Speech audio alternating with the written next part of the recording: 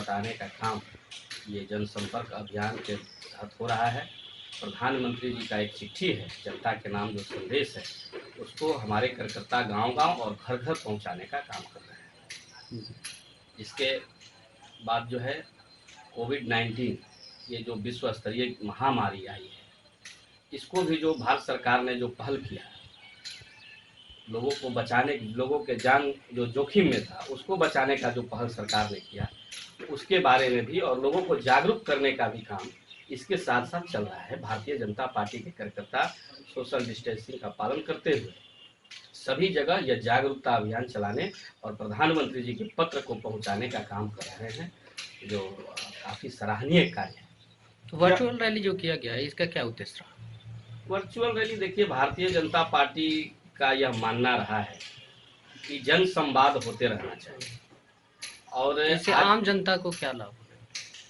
आम जनता को लाभ यह है कि हमारे कार्यकर्ता सामाजिक कार्यकर्ता है। आप देखे होंगे कि यह जो महामारी फैली, इस परिस्थिति में भी भारतीय जनता पार्टी और इसके परिवार के लोग ही सड़कों पर नजर आए। जो सड़क पर लोग जा रहे थे उनकी सेवा करते हुए केवल और केवल भारतीय जनता पार्टी के संगठन के लोग और अन्य सामाजिक कार्यकर्ता भी दिखे, लेकिन कोई राजनीतिक दल के लोग सामने नहीं है।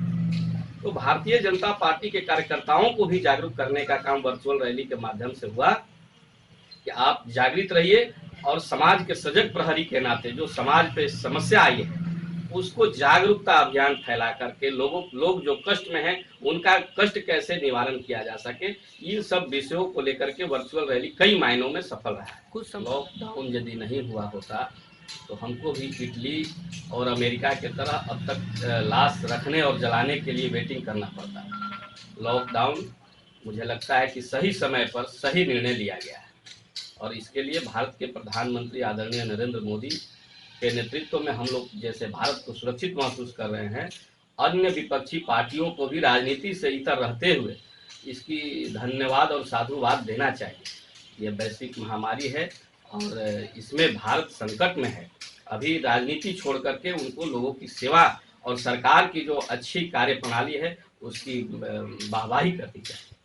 हमारे जो प्रधानमंत्री है भारत, वो गरीब के घर से निकले हुए, गरीब के बेटा है, गरीब परिवार से जब आए हैं तो गरीबों के दर्द का उनको पता है। इसलिए सबसे पहले उन्होंने लॉकडाउन के समय ही गरीबों के लिए 3 महीने का राशन, 3 महीने का पेंशन एडवांस, जनधन खाते में भी उन्होंने एडवांस के तौर पे पैसा दिया, गैस सिलेंडर हमने मुफ्त में दिया। ये सारी व्यवस्था हमारी सरकार ने किया है। ये पता था कि इस तरह की समस्या गरीबों के साथ आने वाली है। इन सारी समस्याओं का निदान हमने पहले किया। जिनको राशन कार्ड था उनको भी और जिनको नहीं था उनको भी हम लोगों ने राशन उपलब्ध कराने का काम किया है।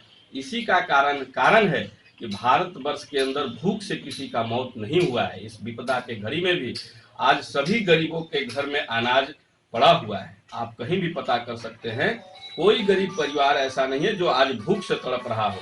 हमारी सरकार ने सारी इंतजाम किया है, चाहे वो राशन में गेहूं की बात हो, चावल की बात हो, दाल तक हम लोगों ने उपलब्ध कराया है।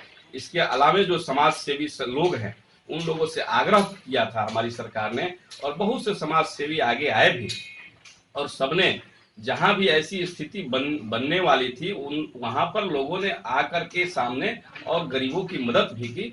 तो ये मुझे लगता है कि काफी सराहनीय पहल था। तो सरकारी स्तर पर यदि कुछ विषय भी होगा तो हमारे सरकार के लोग बात करेंगे। हम लोग तो चूंकि सामाजिक कार्यकर्ता हैं। बेरोजगारी एकदम चरम पर है।